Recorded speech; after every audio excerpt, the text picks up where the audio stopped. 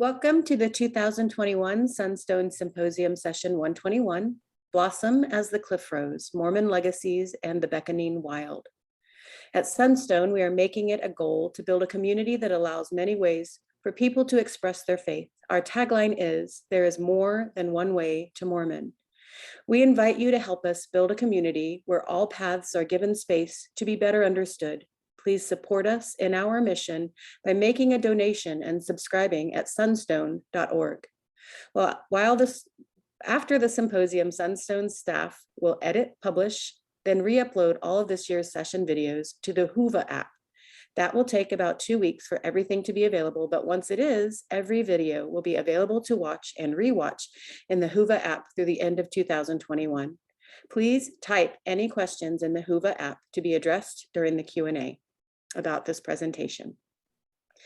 The road trip as a modern day trek, the discovery of sacred places, mothers and their gardens, homeland versus wilderness, generational layers of land usurpation and ownership, illness from prisoned land.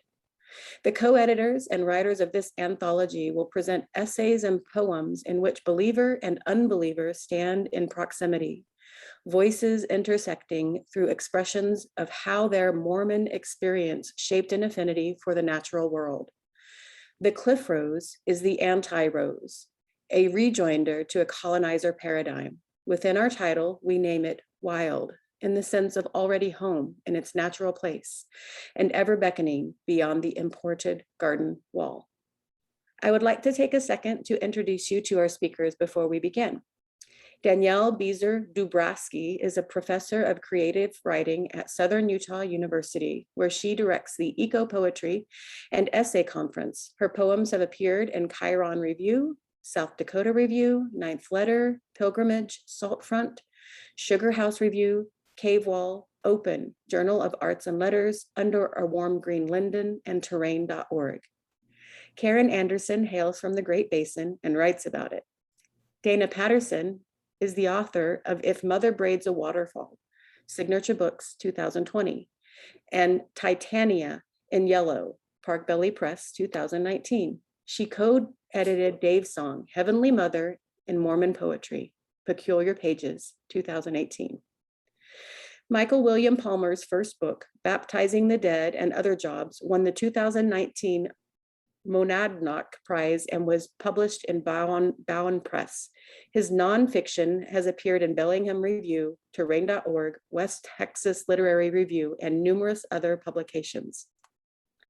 Amelia England was deemed Master of British Romantic Poetry at Oregon State University and currently self-proclaims as Master of French Macarons in Salt Lake City.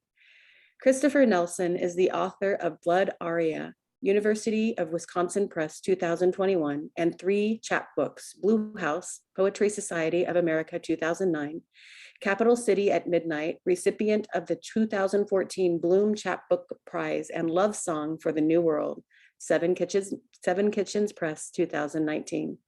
He is the founder and editor of Green Linden Press and the journal Under a Warm Green Linden. Now I will give the floor to our presenters. Karin. Thank you. And we really felt like we should start by describing the project itself. So I am going to briefly read the call for submissions that Danielle and I wrote now more than a year ago, trying to understand exactly what it is we wanted from this project and to help our writers and readers understand it as well. And then I'll repeat just a little bit with a paragraph from the introduction to the text itself, to the anthology itself. So this was our call for submissions, and our answers, and the final result matches our hopes, surpasses our hopes, and changed our expectations in remarkable ways. Torrey House Press invites submissions for an anthology of original essays and poetry, tracing relations between Mormon experience and ethical passion for the environment. Torrey House is a secular, independent, nonprofit publisher. It is at present the only literary press dedicated to portraying people, cultures, and ecologies of the American West. We hope authors who submit to this anthology will prove our competence in the breadth, complexity, and diversity of the Latter-day Saint legacy. We invite work that traces personal commitment to natural place. We use Mormon to name a cultural network and historical context that has until recently answered to this moniker since the early 19th century. We are interested in ways this tradition has engendered worldviews, habits, idiosyncratic histories, familial narratives, and variant communities. How do these aspects converse with the philosophy of environmental stewardship, protection, and conservation? We do not seek writing designed primarily to promote or disparage the bureaucratic or doctrinal institution. We are not soliciting apologetics, cliches, grievances, or official sanctions. We hope to consider work set in distinctive home grounds in the Great Basin or beyond. We welcome encounters with evocative characters, peculiar ideologies, accumulated identities, and hidden communities. We are drawn to depictions of work, enculturated skills, tools and equipment, social hierarchies, private versus public selves, local talk, transgressions. We welcome submissions from Mormon or somehow connected to Mormon writers, faithful, non-faithful, loyal or disloyal, herd writers, apostates, believers, heretics, converts and deconverts, dragged in, forced out, propinquitous, on the threshold, not necessarily straight, not necessarily descended from European pioneer types. We are looking for narratives that have not yet been expressed in this genre, though we will consider familiar perspectives.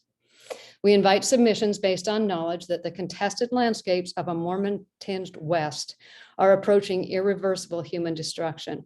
We trust that mortal human beings at this nearly catastrophic point of Earth's history have much to express beyond primary platitudes or apocalyptic relinquishing of environmental responsibility. Our project proceeds on that faith. I just want to read one paragraph from the introduction, and Danielle will pick up from there since she wrote most of the really beautiful entry into this book.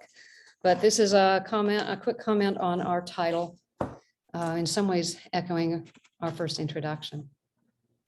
The rose is a lush European metaphor, symbol of cultivation and sophistication, of noble estate, temperamental beauty, and inexorable death, clan wars, and courtly love. By the time Mormon colonizers imported the image of the Great Basin, its Old Testament significations were compounded into fantasies of racial sophistication, nostalgia for lost origins, disavowals of alienation. Our title, of course, speaks to the desert's answer, to the ironies of cultivating garden roses against a plenitude of native flora, to the delusions of calling the region empty, to the violent insistence that Utah was a barren place that no one wanted. The Cliffrose grows glorious in its ancient home, cream yellow flowers proliferating on a tough vertical shrub, rising in delicate paradoxical grace against sky and stone. The Cliffrose is the anti-rose, a subtle antithetical rebuke to an encompassing colonizer paradigm, the shimmering image of doctrinal breakdown, a gorgeous marker of ideological boundary, aporia. Within our title, we name it wild in the sense of already home in its natural place, precisely uncultivated, undomesticated, ever beckoning beyond the imported garden wall. With that, I will with pleasure turn this over to our readers. Thank you, Karin. That was excellent. Thanks so much. It was a pleasure to co-edit this anthology with your terrific insight. So this essay that I'm going to read is called Leave No Trace, and it gives some context in terms of the anthology, but also draws on a story of pioneer ancestry that is fairly common within the Mormon religion. 50 miles west of Fort Laramie in Wyoming, the faint wagon wheel depressions left by Mormon emigrants have almost disappeared from the grasslands. The Mormon trek, both iconic and disruptive, evinces a people displaced from their established communities who would in turn enact further displacement on indigenous peoples as part of a larger Western narrative. But the Mormon narrative begins in a secluded grove of trees outside of Palmyra, New York, where Joseph Smith describes having seen a vision of deity in a pillar of light. As a person of faith, I acknowledge that within the Mormon psyche, the interpretation of this encounter by Joseph Smith ranges a vast scale. from beacon of divine origin leading toward eternal salvation to fabrication or possible delusion with questionable merit. Leanings toward both ends of the spectrum have a place with this in anthology. In the call for submissions, we stated, as Karin said, the co-editor stated, we use the Mormon to name a cultural network and a historical context that is until recently answered to this moniker since the early 19th century. To grow up Mormon is to always be aware of pioneer footsteps that crossed the land before. Near Horseshoe Creek, a steady wind blows over the grassy hills in a landscape that is open but secretive. Here, on a hot day in July 1852, the Abraham O. Smoot Company stopped at the top of a steep hill to assess how the wagons and handcarts might descend. My ancestor, Elizabeth Mainwaring, stepped off the wagon and walked down the hill with her 4-year-old son, Joshua, to the base thick with currant bushes. She told Joshua she was going to look for blackberries. She held a tin cup to her hands to give him a drink of water from a stream, then told him to return to the wagon at the top of the hill. That was the last time she was seen by anyone from the company with whom she had traveled along the Pioneer Trail since Kansas City, Missouri. A devout Methodist who reluctantly followed her converted Mormon husband from their home in Liverpool, Elizabeth had left behind her mother and 3 buried children back in England, taking with her on her journey a daughter, a son, and a 13-month-old baby. After her disappearance, her husband and other members of the wagon train searched for her along the creek. They found her tracks in the direction of Fort Laramie and ran across a group of sheep herders who said they saw a woman traveling there alone, hiding in the bushes. She seemed deranged and they did not approach her. But another version of the story is that the sheep herders saw a woman on a horse in the company of 2 men. No trace of her was found, and after a few days, the Mormon emigrants had to move on towards Salt Lake City. Elizabeth was 40 years old. Her husband, Isaac, became deathly ill soon after, but recovered and eventually remarried 5 years later. On visiting the site near her disappearance more than a century later, one of my cousins told a Bureau of Land Management employee the story of her wandering off. Quicksand, the agent immediately responded. It's all over this area. She could have gotten trapped and not been able to call for anyone. In her essay, The Art of Memoir, Mary Clearman Blue writes about her grandmother, who homesteaded alone in Montana for over a year, and one day became delusional, thinking she saw her dead mother gesturing to her from across the river. The woman backed away from the river, away from the ghost, and returned to the safety of her home, choosing not to hearken to the hallucinations, what Blue calls the beckoning shapes. Blue argues that it is the writer's imperative to follow the beckoning shapes that haunt from wild places, despite the risk of losing one's way. In creating this anthology, we wish to create a gathering space of writers for whom the experience of being raised Mormon or influenced by that religion gave an inherent affinity for the natural world and wild places. Our interest in the use of Mormon is to name a cultural network and historical context and acknowledges common motifs in these writers' experiences, regardless of religious belief. In our understanding, this anthology is the first of its kind, in which believers and non-believers of the Mormon religion share a stage as each voice comes forward to tell their story. Through the lens of their Mormon experience, we read the intersections of place, landscape, culture, and history that are both familiar in the Western narrative and peculiar. At the forefront is the complex and often troubling legacy left by the intersections of land use between Indigenous people, particularly Shoshone, Ute, Paiute, and Navajo people, and the Mormon immigrants. These stories speak for themselves, the road trip as modern day trek and this discovery of sacred places. These motifs emerged organically during the selection process, revealing aspects of a shared psyche, even as believer and non-believer stand at each end of the scale from each other, cousins twice removed, but cousins still. These voices represent a range of perspectives, from those who've left but still stand at the periphery to those who are at the threshold or those who are within the faith. However, they all come together with a common affinity for the natural world, for sustainability, and for understanding how the Mormon experience shaped that affinity. What beckoned Elizabeth Mainwaring from following a strange path away from her family in the Wyoming prairie? Did she return to Fort Laramie, as some relatives speculate, and meet up with a group who could take her back to England? Or did the land itself take her back into its fold? If we are to follow the beckoning shapes, as Mary Clearman Blue urges, what will we find in its wilderness? A sacred reflection of our divine origins, or a desolate landscape, a range of mountains and an open sky that call to us from a source deeper even than God? Thank you. So now we'll turn it over to Dayna.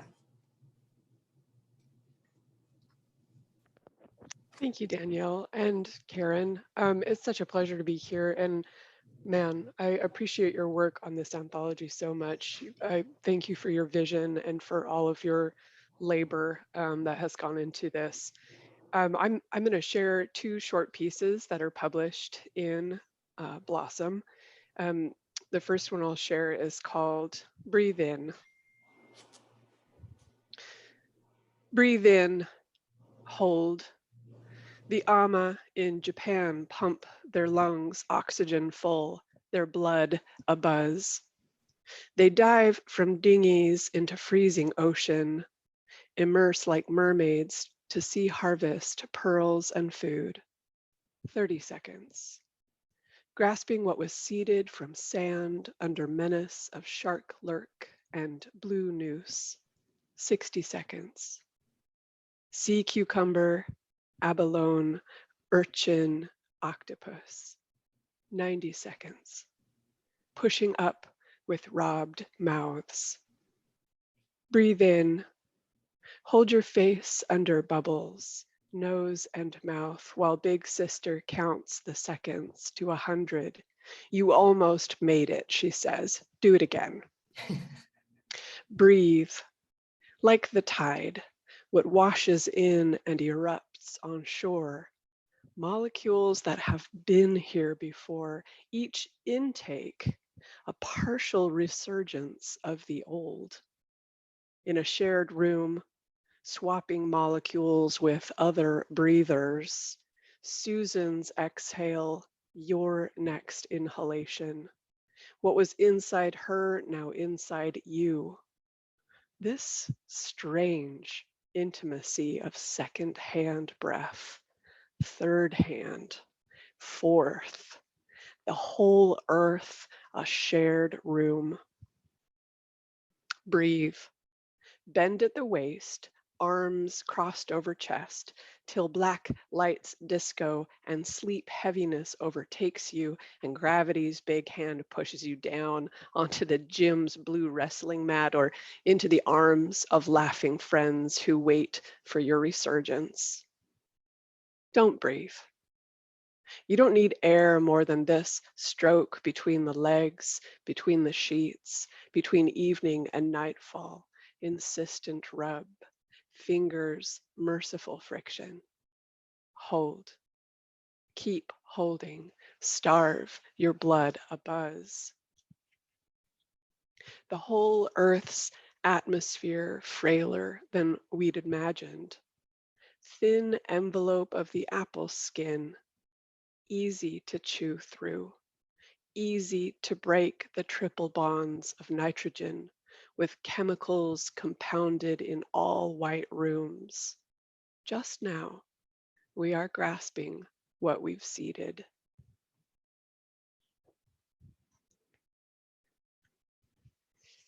The second piece I'll read is called Our Lady of the Gulls. First, the killing frost. And when crickets boiled up from the ground like an Old Testament plague, merciful lady, we cried out to you. When they stormed our barns, houses, clothes, cupboards, we cried out to you. When their black bodies swarmed our springtime crops, devouring the corn and small grain, we attacked with sticks, clubs, brushes, brooms, and willows. We knocked them from the stalks. We crushed them under boot heels. We pounded them with mallets. Still they came by the thousands, millions, little cannibals consuming their own dead with our food. We beat our pans and bells to scare them, and we cried out for you.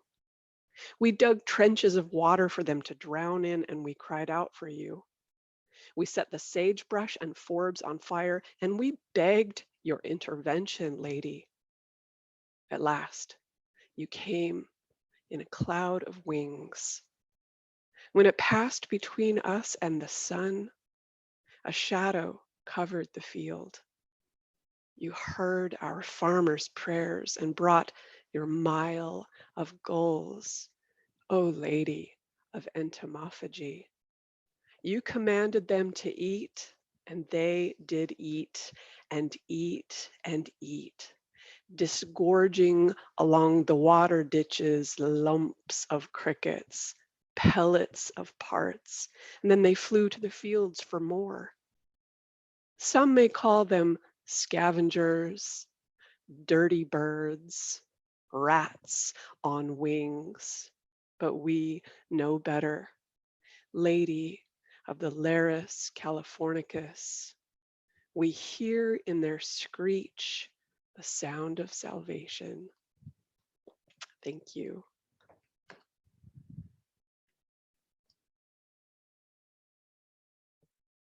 I'll pick it up from here. I think I'm next. And thank you. I love that goals poem. I'm really happy to be on this panel and in this anthology. So thanks to those who put it together. So many writers I admire in there, and others I'm just learning about through the book. I'm going to read from my piece, which is called Parables on Vanishing. I'll read a couple of excerpts. It's a piece born out of returning home. So I've been out of Utah 10 plus years now, but I go home to Utah County where I'm from, and it's always so startling how much it's changed. You know, I think it was transforming throughout my childhood, but you get used to it really quickly. And when I think back on that, it seems steady, even though it wasn't. I can remember, you know, they built this through road in front of my house, and they took out the basketball hoop that was there. And I remember journaling about that because I thought that was going to be a big deal when I made the MBA. That would be a crucial part of the story. So I do remember that, but for the most part, when I think about my childhood, it seems pretty steady. Whereas, you know, when I actually go back a couple times a year or whatever, it really startles. And meanwhile, my mother has this Edenic backyard that itself is fully constant, even though it's now sort of encroached by these shadows of ivory tone homes, houses on all sides. So it's a reflection on place and loss, and I'll just read a couple of excerpts from it. Parables on Vanishing. 1. I'm alone in the backyard following a garter snake with my eyes. Afternoon light, Utah light, bright enough that I sit in the fringe of the sycamore shade while I watch the snake cut through the grass. I am used to garter snakes and fear them no more than kittens. I know their den is under the back porch, and I found them sun napping in the house and carried them outside. They aren't venomous and don't hurt anyone. I watch the snake with a focused, almost religious attention, an ability I'm known for as a boy that I'll eventually lose. When it pauses, I move closer. I pick it up and hold it. Its gray-green scales gleam in the sun. The snake bites me in that comma of flesh between my thumb and index finger. I drop it and it speeds out of sight. My eyes water and my chest tightens, but it doesn't hurt all that bad. When I inspect the bite, it looks like I've been stapled. What I really notice is the scent. My hand smells like it's decaying. Inside, I wash the wound with soap in the sink and think about it. I have absorbed my father's habit of turning everyday occurrences into parables that could work in a church talk. The easy one for a snake bite would be a "you knew what it was when you picked me up" type of message. But being that I've never seen a garter snake bite someone before, it feels more personal than that, as if the snake sensed something in me. I can't make a thesis out of it and scrap the idea. I keep the water running, trying to rinse out the smell and the regret. 2. My mother is a smiling vegan Mormon who loves inspirational quotes, homemade crafts, and hybrids of the two. She plays piano by ear, cans her own peaches. She is so resolute that I don't think she's ever once feared for her beliefs. When she feels sadness, she makes herself busy. As often as anything, she works on the yard, watering, weeding, planting, tilling, trimming. Since she and my dad bought their house in 1986, she has transformed the backyard from a field of weeds with a handful of fruit trees into a garden and a lawn as green as a golf course. It takes pathological watering to maintain that level of greenness in July and August, but maintain it she does. The yard is walled by lines of lilac on the east side and poplars on the west. Burning bushes divide the lawn from the garden on the back of the property. The wild hair of the enormous willow tree sways in the middle of the yard, with a blue spruce commemorating her dead mother to the east of it. The same fruit trees that came with the house, 2 cherry, 1 peach, 1 green apple, remain on the periphery of the garden. Grass from the garden to the patio, bird feeders in all corners. My mother can say without lying that the place is more beautiful now than it was before we moved there. 9. As a teenager, I avoid my parents as much as possible, except when looking for a fight. My mother's eyes come alive in panic at the sight of me, styling glue stiffened hair and a short sleeve white dress t-shirt worn ironically. I lob every accusation of hypocrisy I can think of at them. A big one is that they act heartbroken about losses in which they themselves are complicit. I asked my dad what the difference is between the ivory homes that have bombed our view of Timpanogos and the houses he owns. Even the backyard is a point of contention. I was despondent when my parents put in a cement patio that sealed up the snake's den, and I despised the lawn. I want wildness and find none. I blame them. In response to critiques of this nature, my father asks, why don't you complain about something you can actually change? By this, he means fix what's clearly broken. Replace the carpets in a flooded basement. Improve yourself with scripture and prayer. But I feel the most self-pity for those things I don't know how to repair. And 15. On my most recent trip home, I sit with my mother in the backyard. She is teaching me how to feed the gray jays by hand. She has named them and knows which ones will come close and which are more cautious. None of them will approach with my presence. Maybe it's just that I'm new. Maybe they sense something in me. I can't help but want them to approach, even if I'm not sure it's in their best interest to do so. My mother patiently waits, knowing hunger will prevail. She looks up at the mountains. They say we're in a horrible drought, but they always say that, and things work out. I spare her the rant I would have unleashed 20 years ago. Her parable is always going to be one of optimism from her perspective and denial from mine. She looks to nature for comfort, but outside of her backyard, she has to look higher and higher to see what she needs. In the backyard, it's easier. She watches the birds with focus and waits. Time can't be frozen, but she shows me how to grasp at it and cling for a moment, even knowing it won't last. I'll stop there. Thank you.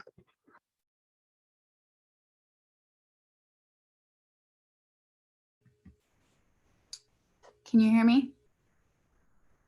Okay.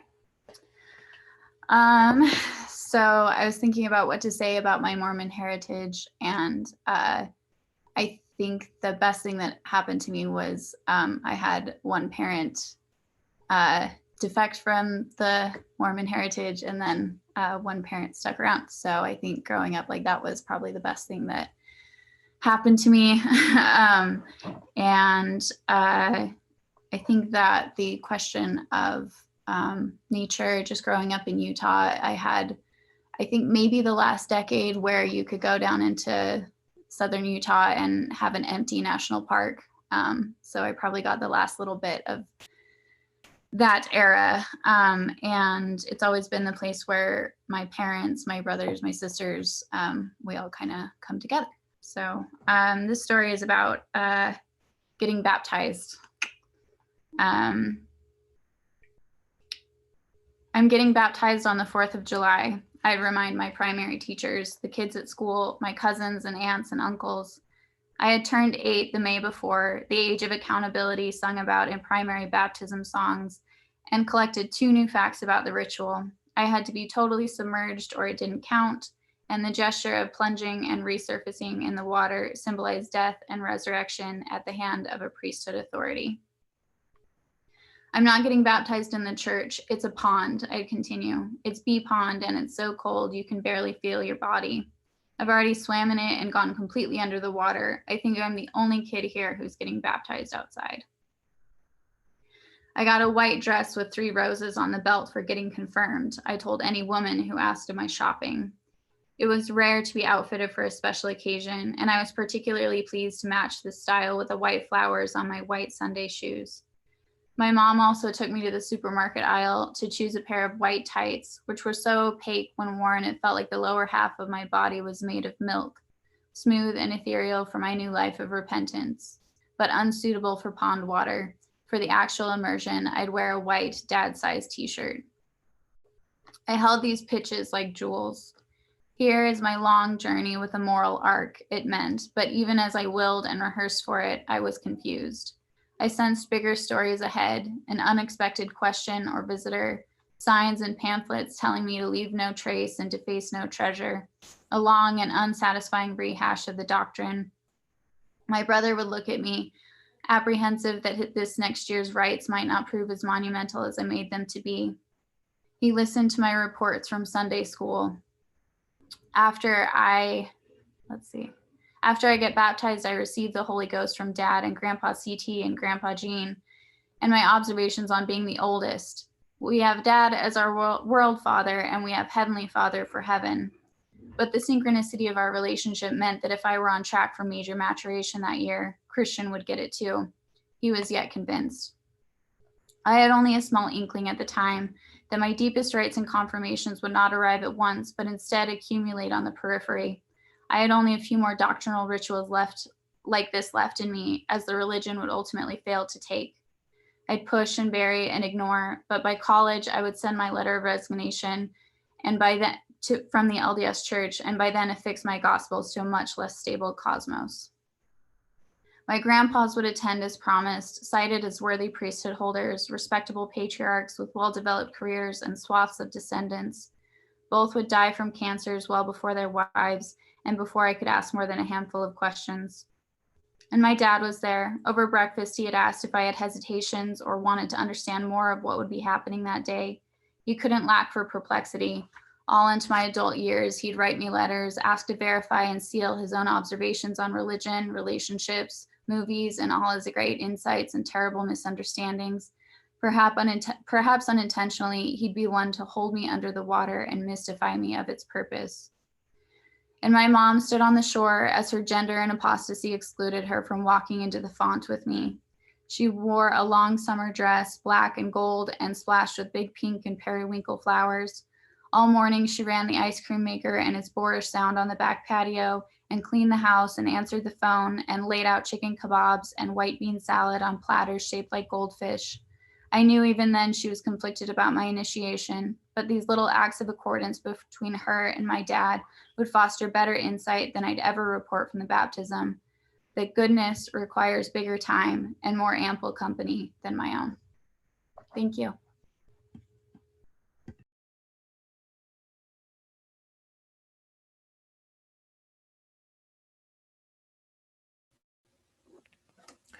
Hi, I'm Christopher Nelson, and to Michael, Amelia, and Dayna, thank you for sharing your work. That was all lovely.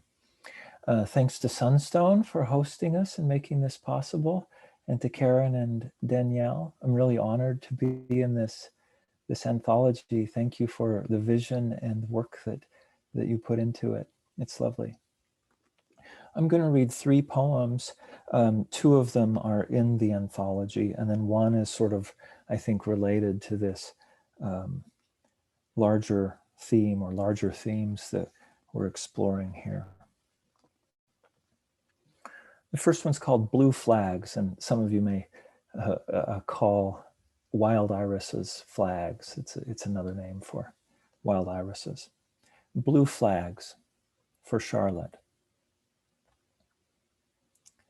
A meadow in May, driving home from their first camp together, the lovers, still pungent from each other, stop to take them in, walk out among them in the boggy ground, their papery and delicate blooms unavoidably signifying celebration.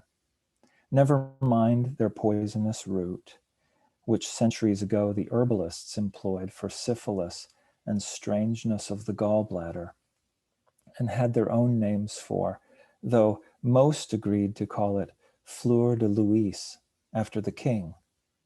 But we know what becomes of kings.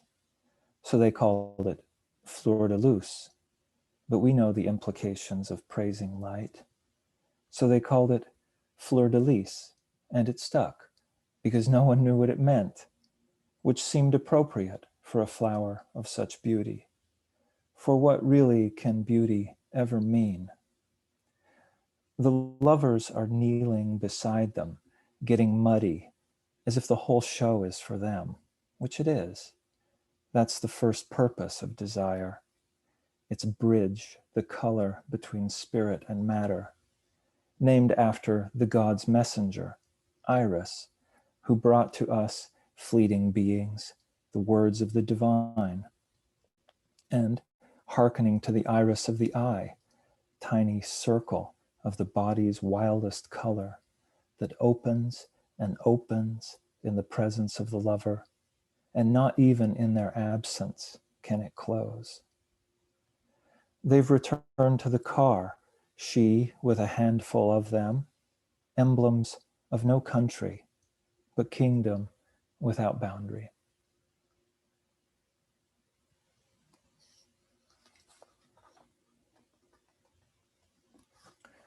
On Eden,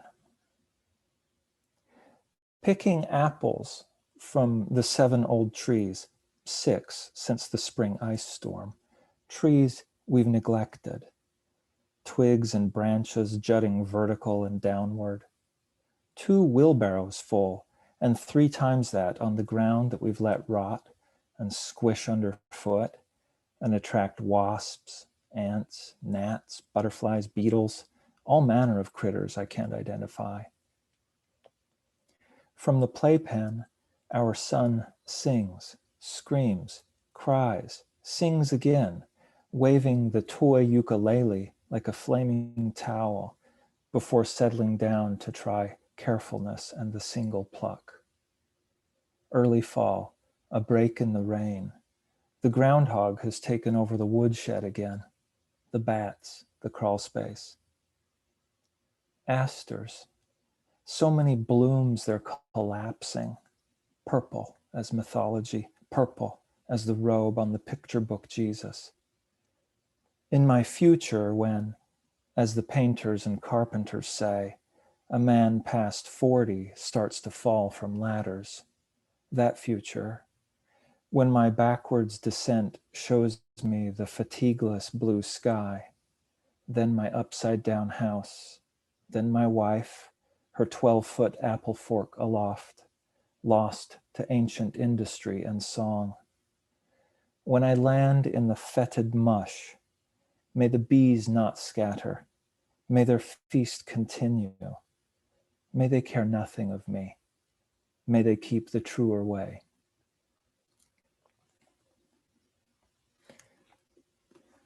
So those 2 poems are from a series of poems in which I gave myself the constraint of having to include, maybe tangentially or make about, some flower. One of my passions, and it's a bit of a surprise for me to say this because I didn't ever imagine myself doing this, but one of my passions is prairie flowers. I now live in Iowa, and our property had this old horse pasture, about an acre to the side of it, and we're reconstructing it into indigenous prairie. And so to bring those flowers sort of into my writing has been a lot of fun. Let me share one more that I think gets at maybe the beckoning wild a bit. This is from the same series of poems, but not in the anthology. It's called titration. Maybe it's a word you remember from chemistry, or maybe you've heard your doctor say it. It has to do with, figuring out the right dosage of something, how small amount of medicine or poison can be employed to have an effect. And, being a poet, I'm using it metaphorically. So I'm thinking in terms also of how much memory we can allow in of some of the past events to have some effect. Titration. Late enough into the year that the after-work walk is nearly dark. Pale orange horizon behind the supermarket.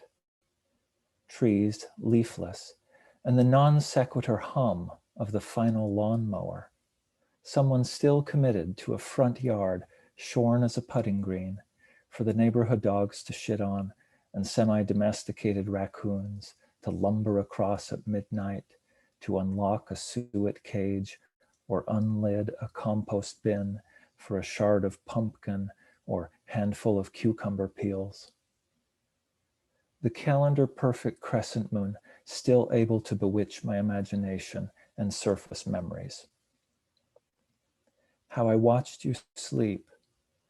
We were 16 for one night, naked in moon or streetlight, bluing your lean and hairless body. How I allow the sight to come in formally like a respected but frightening visitor. How once we carefully divided a square of paper smaller than a pinky nail, blue lightning LSD, the summer they killed Roy Dunsmore, summer of fireflies, in a hayfield beside Interstate 15.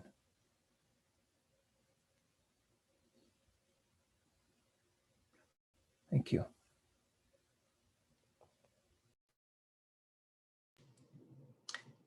Thank you to everyone who read. It was incredible to hear your voices now that we have seen them on the page for a while.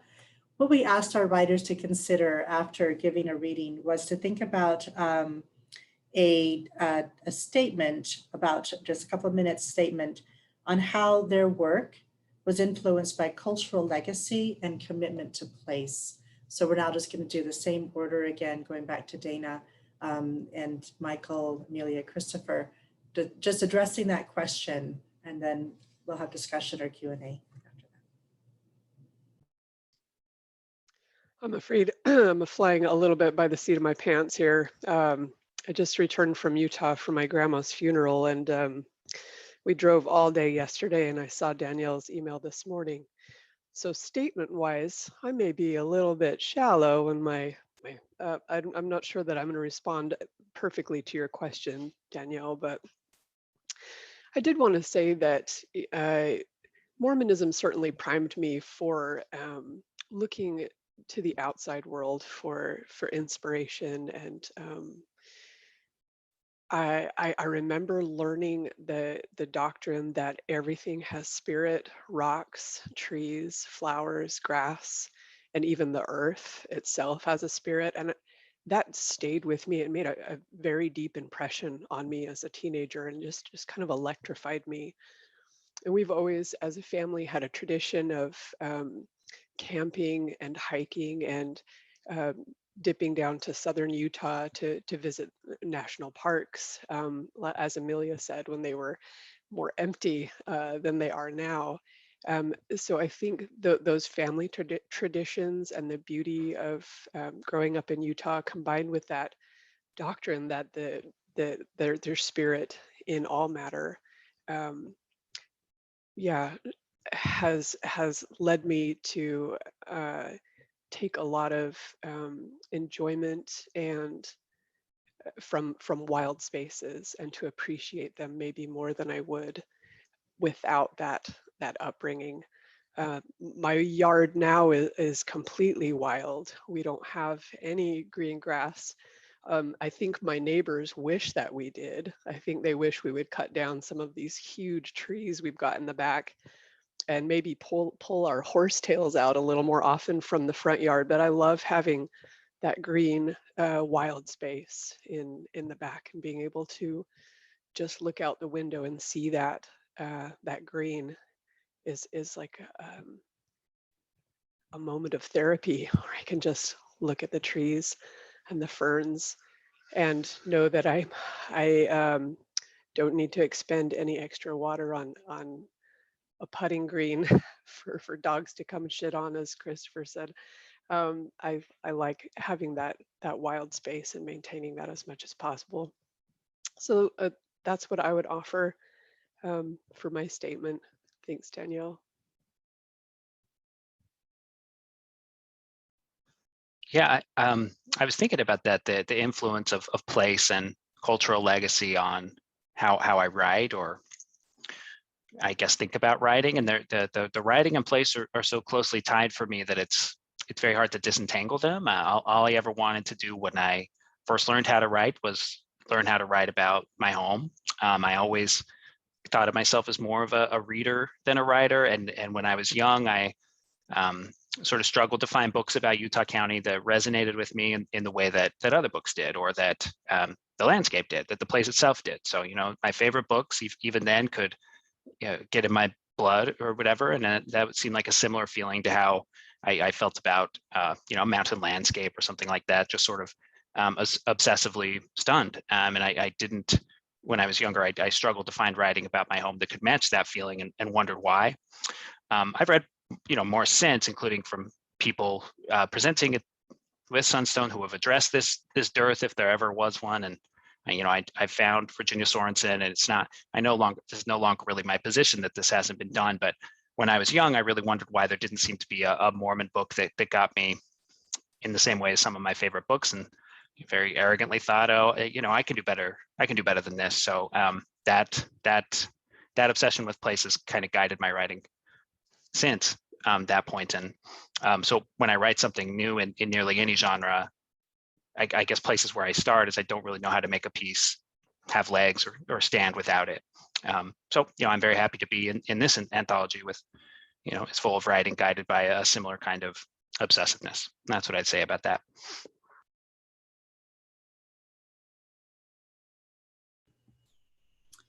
I didn't say thanks to everybody earlier, and so I just want to say thank you now. Thanks to everybody who's here. I kind of,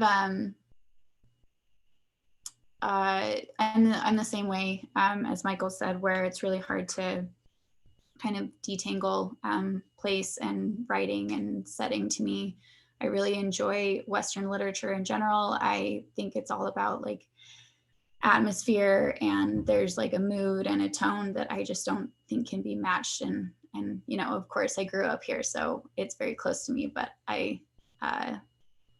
all of the writers that I kind of return to over the years have sort of a preoccupation with Western landscape. And I think growing up sort of Mormon and non-Mormon, I think the most important thing that my parents kind of bestowed upon me is that living in Utah is not just a beautiful place, but it's also like fraught with history and different kind of layers of siege and colonialization, and then kind of different land exchanges. And so something I really loved about growing up, and that probably I would like to inform my writing, is that place and setting is beautiful, and the chapel of nature is beautiful, and a respite and a gorgeous place to sit and ponder and meditate. But it's also a place to learn and to talk and to think really carefully about, I don't know, take it and kind of take it back in my own life. And I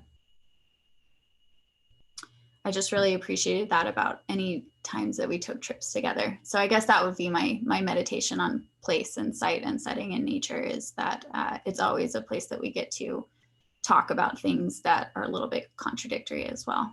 And so I really appreciated that about my parents and growing up in Utah. So.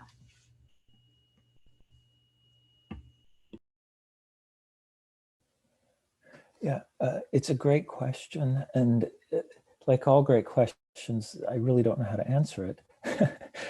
but I do think of place as both geographic and psychological. And my work, I think, deals more with the psychological place of my past. I grew up in Utah, and I'm an alum from Southern Utah University. And but I've lived away from Utah for probably over 20 years now. It still feels like home. My family's there. And you know, I grew up in a small town, and my parents left the church, but you know, all the extended family was in the church, and so I always felt a strong sense of community and belonging on the one hand. On the other hand, as a queer teenager, I knew that I couldn't stay there. And that psychological place, paradoxical place of simultaneously belonging and feeling like I had to exile myself, I think never really resolved, or I mean, that's the sort of thing one grows up with and never really comes to terms with fully, I think. So that beckoning wild for me was not just the natural places, which, like many of the panelists have said, I too loved, and we would go hiking and camping, and I still do. I love to go back to southern Utah, especially. It's a magical place. But the beckoning wild of some other psychological place where what my budding identity could actually flourish, So,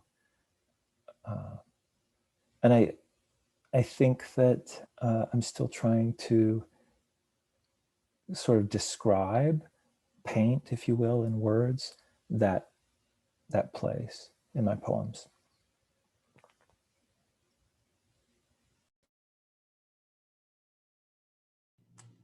Karin, do you want to add anything to what they have said about any thoughts that are? I'd actually just like to add something kind of lovely and pragmatic.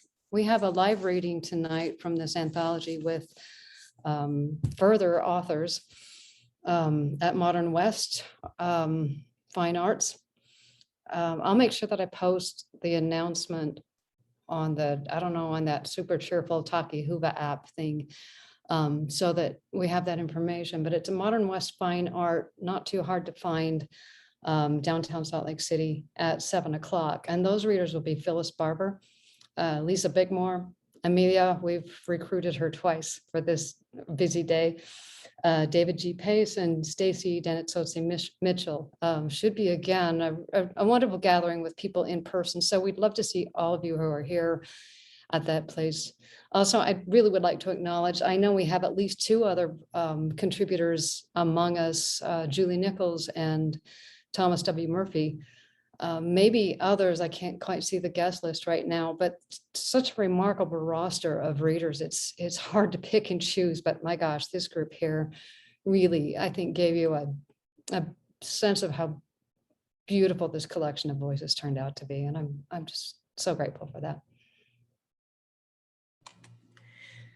Yeah, as I was listening to everybody reading then your comments afterwards and putting together this anthology, it's a complex process to create. It's a complex process to have a place for the range of voices that we have, and it was interesting how it developed organically. Despite our call for papers, we had to call for papers and with one kind of notion, but then the pieces themselves created an anthology of their own in terms of what began to emerge.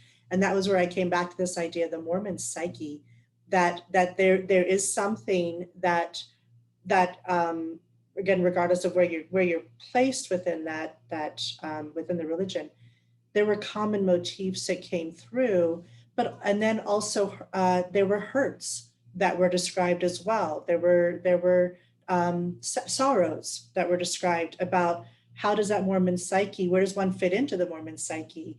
What does that do for your sense of belonging? So I think, Christopher, you addressed it beautifully with this idea of both belonging, but being exiled simultaneously. And then Amelia talking about that notion of place as a where you can address controversies. And then I love, Dayna, that your poem "Breathe In" was so timely for what's happening now, but also the idea of the mythologizing of the seagulls, but then really, I mean, bringing in the sense of this divine feminine, the goddess coming into that as a way to address that. And then Michael, again, that same thing of having a duality of parents who don't like what's being changed, but at the same time, perhaps in some way through buying another home, contribute to the changes of a landscape, which again, I think that duality is something in terms of landscape, environment, the West, that we often live with. And I come from back east, and I just went back to Virginia recently, and I began to really think, what is my home? Because it's hard to go back. I don't have family there anymore. But at the same time, I still feel that sense of not being a Westerner, not being part of this, part of the landscape, but not, and sort of a heritage. I mean, there is a heritage, but it skipped me because I grew up somewhere else. And so I think that our relationships to place are very complex, personal, and I love how this anthology gives us a range of that sense of either belonging, exile, and trying to reconcile some of that, or maybe it's not reconciled. And then the voices that we have that present, again, from that notion of displacement. How is, what does it mean to be displaced from your own land in terms of some of the history for Indigenous people? Crystal, I don't know if we have any questions so far. If we don't, we can, I think there's more discussion we can have. If there are some questions, we can turn our time over to those if there are any questions that are emerging. There are several things in the chat, really one proper question, but I just want to go through this really quick so we address everybody that has contributed. So first thing, can you talk to us a little bit about how to get our hands on a copy of the anthology? Karin, why don't you give that plug? Sure, I'll be really happy to answer that. One, you can show up tonight at our live reading, and there will be plenty of copies and other really remarkable works from Torrey House. But also, if you can go to the Torrey House Press website, very, very easy to order. And again, one of the reasons we were sorry that this was a virtual presentation is we don't have the book in hand, but very easy to order through Torrey House Press. And they're, again, I'll make sure that I post some of this after our session. So come tonight and be among us in real life, or also go to the Torrey House Press website and see what else they have to offer as well. But this one is prominently displayed because it's just new out in June. So Jack Waters has already ordered his copy, and I have as well. So thank you for that. I just wanted to read a couple things in here, and the app is a little bit buggy for me, so I have to click on everything individually. So bear with me. Thomas Murphy says, I really love the book and I am enjoying this session. I want to let viewers know that session 164 this afternoon, Mad Bear at Temple Square, will discuss similar material to my prose submission to this outstanding anthology, and I am deeply honored to be part of it with these amazing authors. And then Julie also replied after Karin mentioned her. Thank you for mentioning me, Karin. How lovely to hear all these writers read their work and to be reminded of the psyche that we all share. Thank you.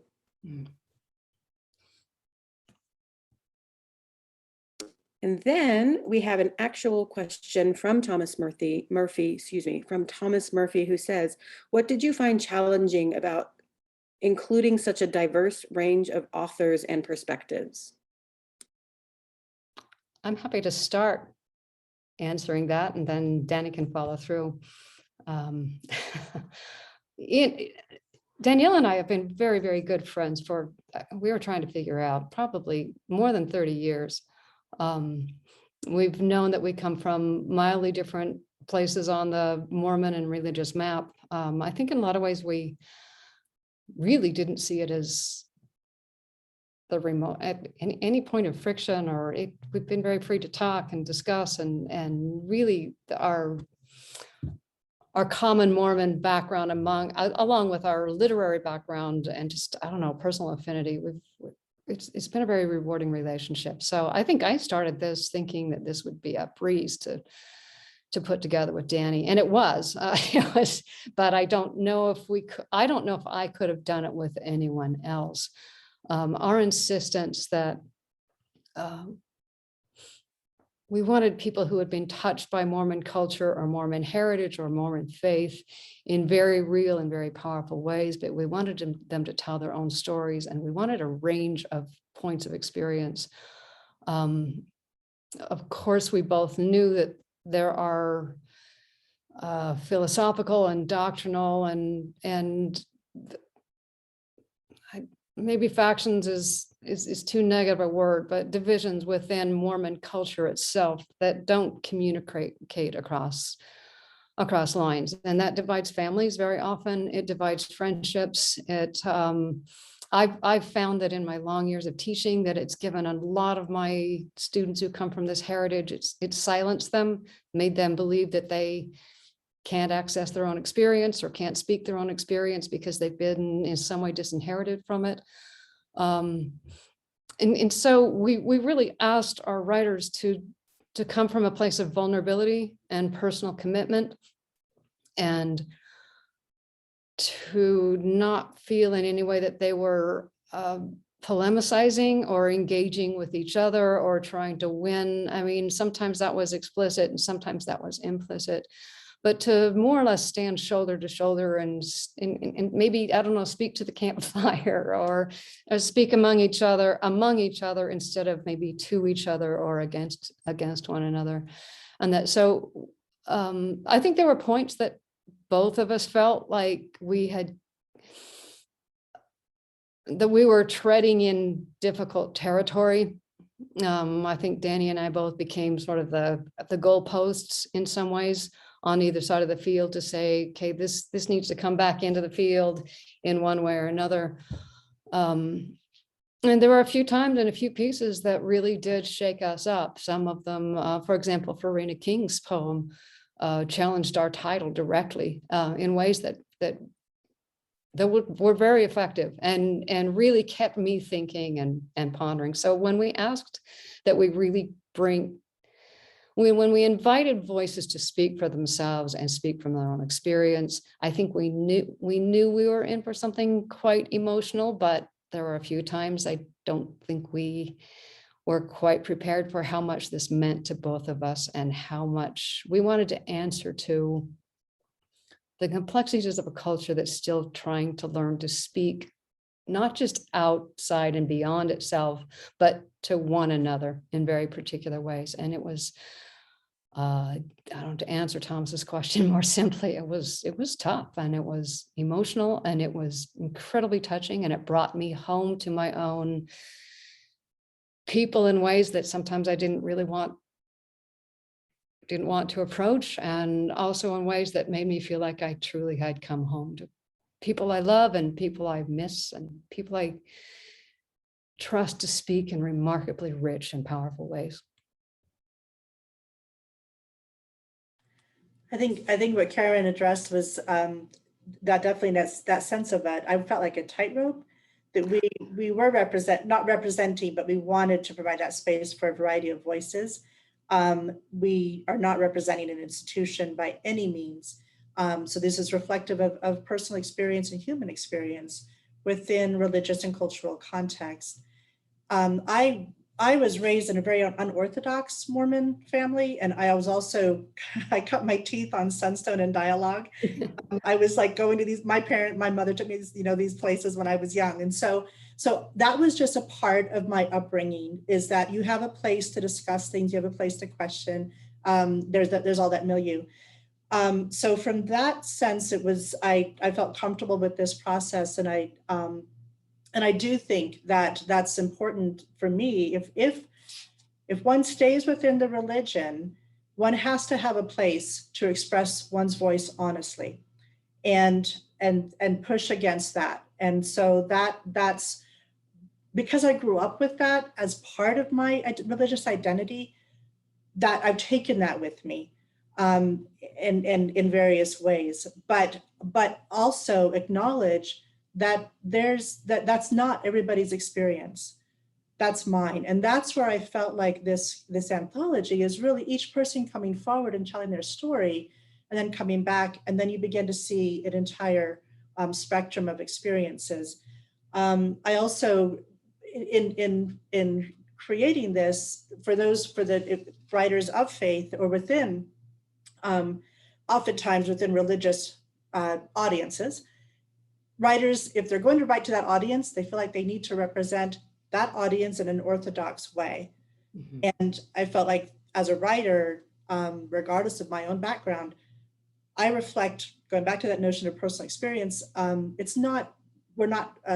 writer shouldn't feel that they have to represent the whatever, common experience.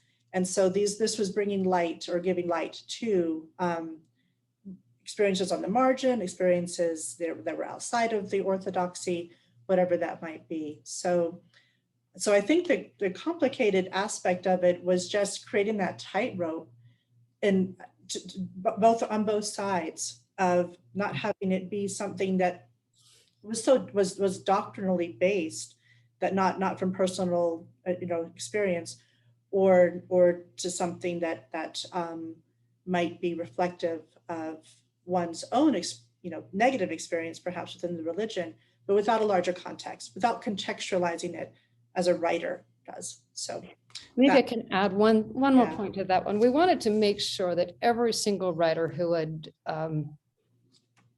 laid themselves out on the page and was accepted for publication. So these stories were going forward. We didn't want anyone at some point to be surprised by the content of the book, or felt like they'd been sort of set up or rejoindered or answered or in any way. We really wanted to validate every single voice. And I think both of us, of course, we've been in classroom for a long time. We've done a lot of reading and thinking. This has been a passion for both of us for a long time, and certainly for most of our writers. And that we certainly understood what kind of range of voices were out there. And many of them are untapped because they don't have these categorical places of being, I don't know, Sunstone or dialogue or Orthodox or apostate or angry professors or, whatever. And with that, I really just would like to pay incredible respect to the writers who submitted, who are firm and steady and sincere believers, who represent human beings who live inside of an orthodoxy that we might call contemporary Mormonism. And that I think that took incredible courage from those writers as well, in some ways maybe more. And we wanted to give enormous respect to everyone and their position of how sacred or unsacred or personal or doctrinal their actual position was. So we asked that they represent their own experience rather than stand as representatives, any kind of official representative of an institution. And that, again, the generosity and the warmth of the responses and the voices, I think as you pick up this anthology, it's just breathtaking, unfamiliar and incredibly familiar at once. I also feel like it's these voices really create a wonderful counterbalance to some other other notions of how the land should be used, and other even in terms of religious ideas of that. And I feel like these voices are just again, they add to that conversation, and they create a well of experience that enhances that conversation. We didn't come up with any answers, though. We have not fixed the environment. that was probably the trickiest thing, is that it's exactly where we're still in the midst of what we are. So, well, that's part of the beauty of it, though, because everyone who has been or still belongs to the church has had a wide spectrum of experiences, and it seems like the anthology really does get at that, and it's valuable. So one of the members who are participating, Emma Ramirez, has asked a question that I also have, because I went and looked at the schedule and the reading tonight is not listed on there. So Karin, can you give us those details again so I could type them in the chat, and then feel free to. And then I'll make sure I get on that little chatty board too, and make sure I get that information as well. Yes. And that, so it is at Modern West Fine Art. The address is 412 South 700 West, and it's at 7 o'clock this evening, and it's free admission. Again, it feels like a real treat to be able to gather in some sort of congregation tonight. So it'll be a real pleasure in a beautiful setting. And that, so 7 o'clock, Modern West Fine Art, if anyone didn't keep track of that address. And I'll make sure that I post it as well as I will give the precise site for ordering Blossom as the Cliffrose. Perfect. Well, I just wanted to say, on a personal note, I feel just filled up. That was amazing to listen to each of you and your own voice and your words and your own voice. So thank you on behalf of all of us who were able to listen to that. It's such a service. But I have a question that I'd love for each of you to sort of try to answer.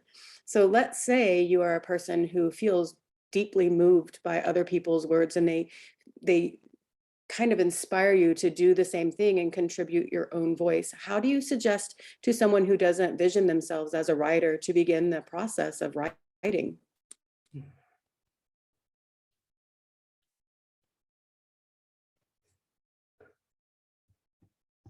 Let some of these writers answer. Maybe we can go in the same order.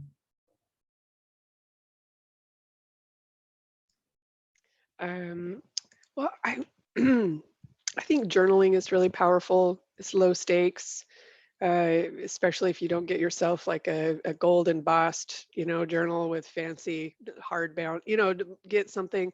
There was a famous writer who would get a notebook with Tweety Bird on the front just so she just wouldn't take herself so seriously, and just start writing. Yeah. I started out as a journaler. I journaled all through my childhood and teenage years, and don't journal as much anymore, but I think that that's a great way to just start getting words on the page.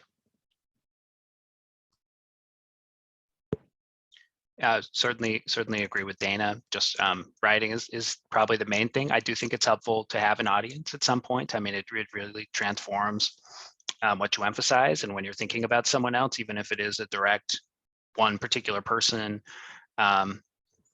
I don't know, that's sort of transformative. So I would say between the two, write to someone, even if it's just emails, and then journaling as well. It helps to have a great teacher, but that's not always available to everybody. But I think you can learn a lot just through doing it, and writing to someone in particular.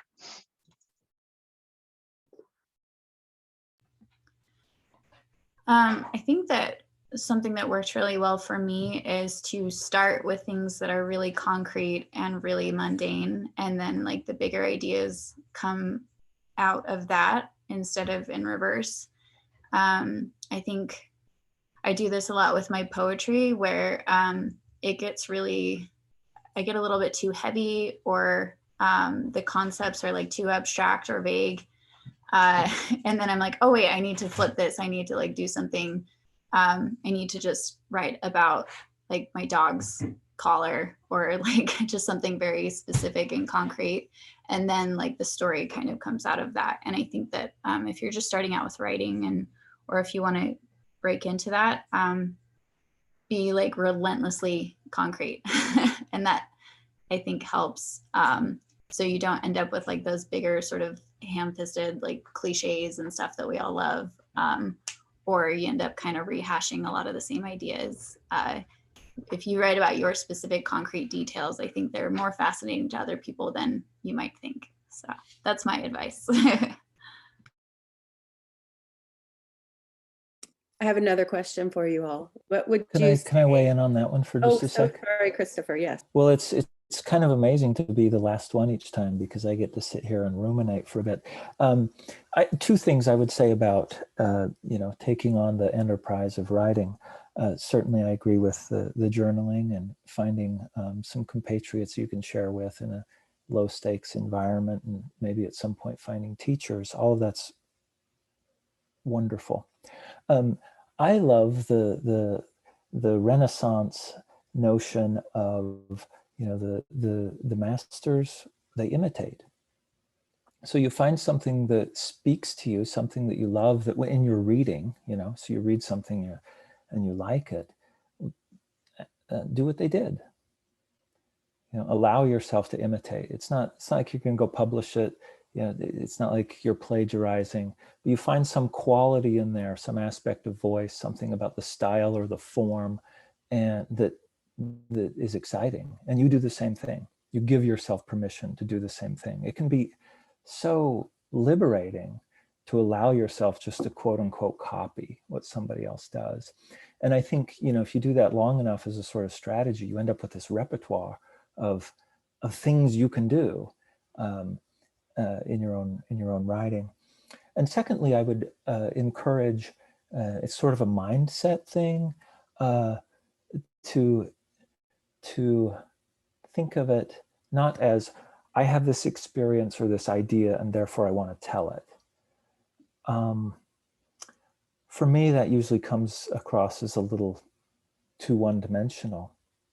But to think of writing as an act of discovery, to allow yourself, encourage yourself to explore the things you're uncertain of, afraid of, the things you don't know, and to allow yourself to sort of walk into, if you will, through your words, a surprise, that you discover what you didn't know you knew. And easier said than done, but it's just sort of you kind of flip how you might approach something. It's not, I've got a story to tell, but it's, what do I know about blank? And then you sort of go at it that way. The self as a mystery, endless mystery. Oh, that was perfect. I'm so glad that you spoke up. That actually was quite inspiring. It lends me to believe that we all may have a story to tell that someone might like to read. So I have one question for you, and then I'm going to read something that Thomas Murphy said at the very end. So please answer for each of you. And there are 6 of you. Yes. Can you tell us something that has really inspired you recently that you've read?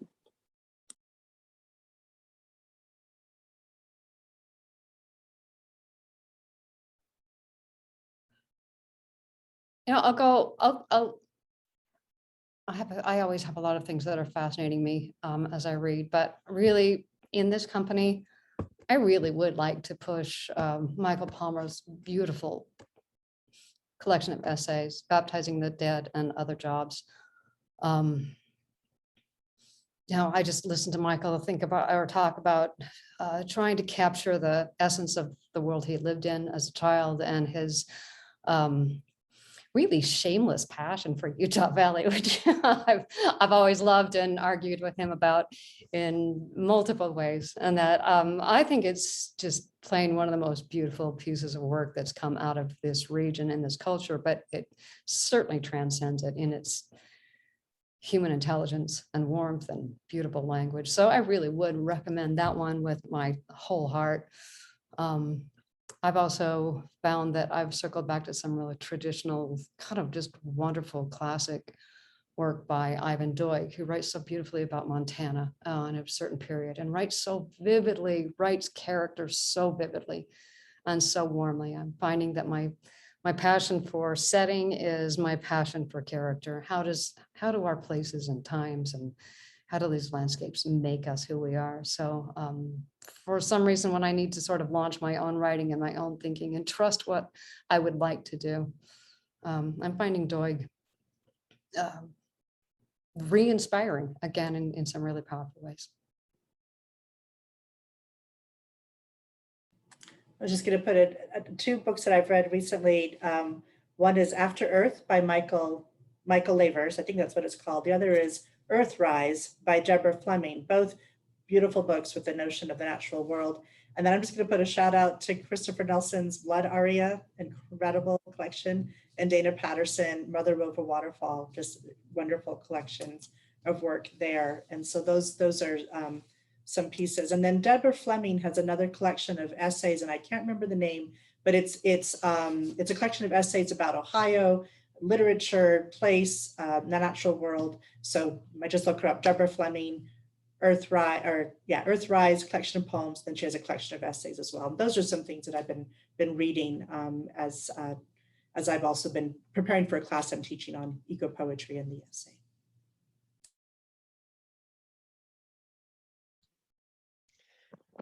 I guess I'll go first and back to our regular order. I've only ever once in my life listened to an audiobook and loved it so much that I went and bought it and read it immediately again. And that was Robert McFarlane's Underland, which just absolutely blew me away.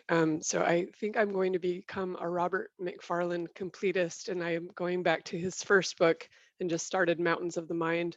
He writes deeply about place and ecological responsibility and the way our ideas have changed about places like underground spaces and mountains and valleys. And he's wonderful, prosist and thinker and human being. I'm a fan. I'm a new fan.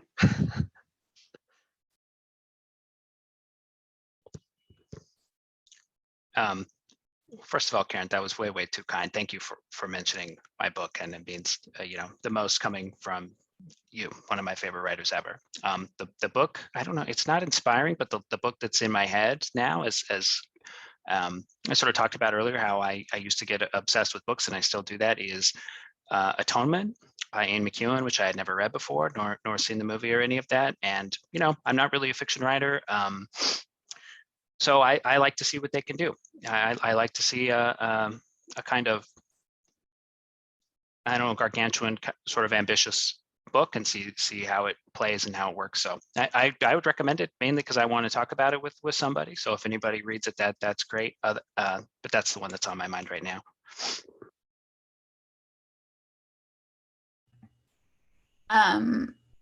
I somehow missed out in all of my literary degrees. I never read poetry by Anne Sexton, so that has been really cool lately. And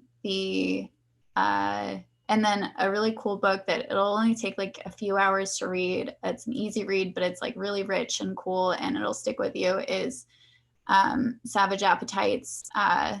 It's a nonfiction. I completely forgot the author's name, but she writes about women's sort of obsession with true crime, and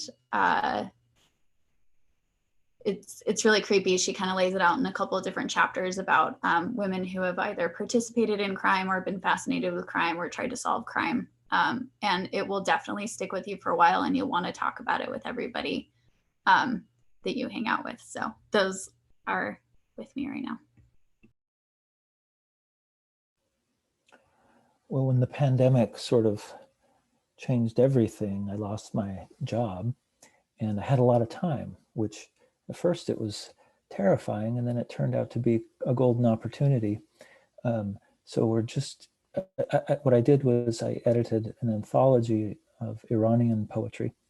And so I've been immersed in Iranian poetry and Iranian diaspora poetry. So many of them, I'm just really excited that we're bringing some voices into English that haven't been in English. But two of them are quite famous already in English, but they're famous for good reason. And I'll put their names out there because they have new books. Both younger poets, relatively speaking for poetry, and astonishing poets. Kaveh Akbar has a new book called Pilgrim Bell. And his earlier book was Calling a Wolf, both astonishing. And Solmaz Sharif,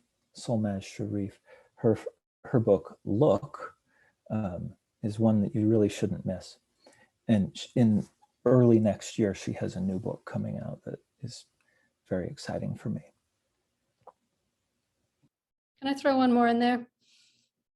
I find Octavia Butler's writing just consistently provocative. I don't think it's lyrical in ways that I sort of think is the kind of literature I love. And I generally hate science fiction. So when there's science fiction I love, then I'm just completely dazzled by it. And I find that her work is just such a powerful, intellectual, thoughtful conversation. And she's always 5 or 6 steps ahead of any ways I think she's going to take, any direction I think she's going to take her characters or situations. She's clearly thought it out so much better than I have.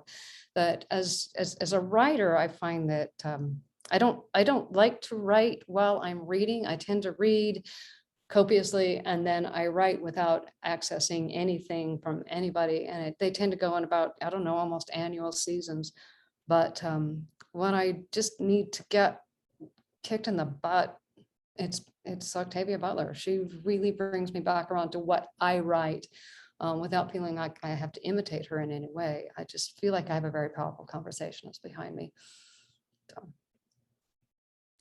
Wow, thank you all so much. I have a whole list now, and I'm sure everybody who is listening also has things on their list that they did not have before our conversation. So I just wanted to mention that Savage Appetites is by Rachel Monroe, and Deborah Fleming's essays are called Resurrection of the Wild.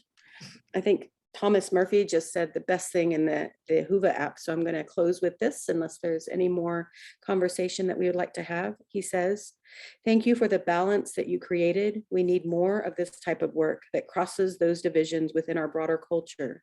I feel comfortable giving the anthology as a gift to both my Mormon and my non-Mormon family, friends, and colleagues." That's perfect. Okay, thank you all so much for your time. I hope that you have a wonderful reading tonight, Karin. I wish I was there. I'm in Boise, I'm teaching classes, but it was so nice to interact with all of you, and I very much appreciate your time. Best of luck. Thank you. Absolutely. Our time is up, but I would like to thank you all for attending, and thank you so much for supporting Sunstone.